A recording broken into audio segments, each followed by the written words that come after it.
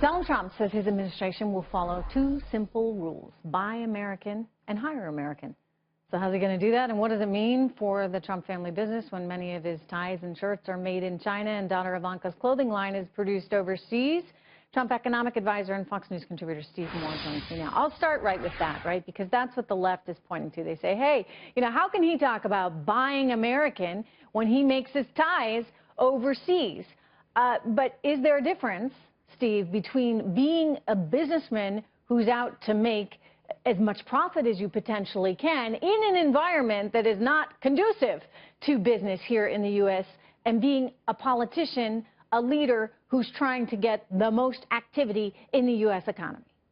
I think there is a difference, although, Trish, I would say that, in the past I've been opposed to government programs which are buy American because they oftentimes make our transportation projects, our construction projects, and so on more expensive. If we have to buy inputs for those projects that are more expensive from, if they're bought in the United States versus being brought abroad. So I think we should look for the best bargain we can, whether it's a private business or a government entity. Yeah, because after all, taxpayers are... I'm going to challenge you a little bit on this, right? Because I think back to, when I was a kid, you kind of felt like you had to own an American car, right? Like there was a little bit of pressure in town, especially if you grew up in any town that had an American car company in it. By certain, you were supposed to have an American car. There was a culture around that. We've gotten increasingly away from that, and it's also become more challenging because, hey, a lot of foreign car companies are making their cars here in the United States of America, or you just have many parts coming from many different places.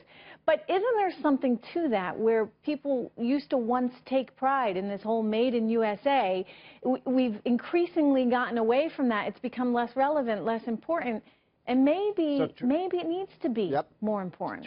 Trish, I agree 100% with what you just said. I grew up, my parents were World War II generation. My mom would never buy a Japanese car because of what happened in World War II. She felt it was unpatriotic. Now that was, 75 years ago. But the point is, there was an ethic back then that you bought American products. And I'd love to see a return to that. But I guess I'm making a point, Trish, and I'll challenge you a little bit on what you said. I think it should be up to the individual to make that decision, not the government. That's why I'm opposed to things like tariffs. If people want to buy American, you and I want to buy American, we should. But if people, want to buy a foreign car or a foreign, other foreign goods, I don't think the government should preclude them from doing it. But shouldn't the government be creating an environment that encourages people to buy the American product? Yes.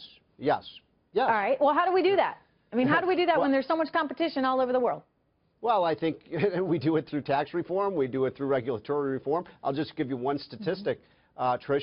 We add an estimated $17,000 to $18,000 to the cost of every American manufacturing worker just through regulation. So that's like a tax that we're placing on the American worker who's producing manufacturing goods here. You move that plant somewhere else, you can save, sometimes $10,000. Just, I'm not talking about wages. I'm talking about regulatory costs. Right, also, I hear you. Look, and there's a lot that can be done. There's a lot that should be done, and we hope it all gets done. Steve Moore, it's good to see Trish, the main point is we have to take competitiveness as a nation seriously, and we haven't done that for 10 years, and I think Trump will. We hope so. Thank you so much. Steve Moore, good to see you.